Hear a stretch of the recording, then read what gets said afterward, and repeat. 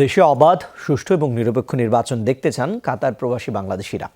দেশে বসবাসরত আত্মীয় স্বজনের পাশাপাশি প্রত্যেক নাগরিক যেন নির্ভয়ে কেন্দ্রে যেয়ে ভোট দিতে পারেন এমন প্রত্যাশা তাদের। যদিও সাজানো নির্বাচনের আশঙ্কাও রয়েছে কারো কারো কণ্ঠে। এদিকে সাধারণ প্রবাসীদের প্রত্যাশা, পরবর্তী সরকার দেশের লাগামহীন দ্রব্যমূল্য নিয়ন্ত্রণে যথাযথ পদক্ষেপ নেবে।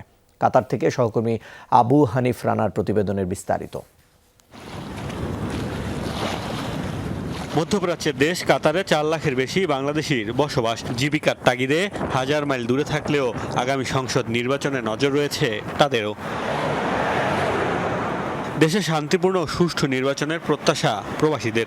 অনেকেই বলছেন দেশের ব্যাপক উন্নয়নের কারণে আবারও জনগণ ক্ষমতায় আনবে বর্তমান প্রধানমন্ত্রী শেখ হাসিনাকেই।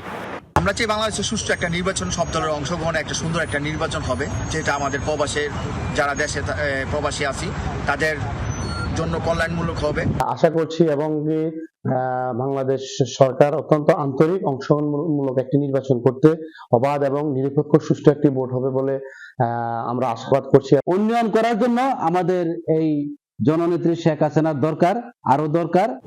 সব রাজনৈতিক দলের অংশগ্রহণ না থাকায় অনেক প্রবাসী অবশ্য নির্বাচনের গ্রহণযোগ্যতা নিয়েও প্রশ্ন তুলেছেন।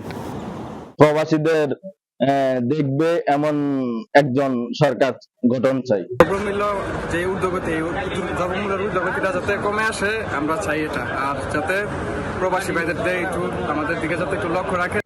প্রবাসীদের প্রত্যাশা, নিত্যপণ্যের দামে লাগাম টেনে ধরে নাবিশ্বাস ওঠা জনজীবনে স্বস্তি ফেরাবে নতুন সরকার। আশা নির্বাচিত সরকার কাজ করবে প্রবাসীদের দুর্দশা নিরসনেও।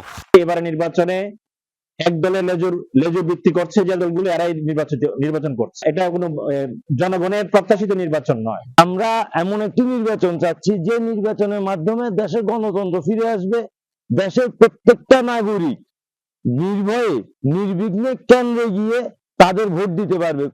অন্যান্য দেশের মতো প্রবাসীদের জন্য আগাম ব্যালটে ভোটের ব্যবস্থা করার দাবি কাতারে বসবাসরত বাংলাদেশিদের। মোস্তফা মাহমুদ, যমুনা নিউজ।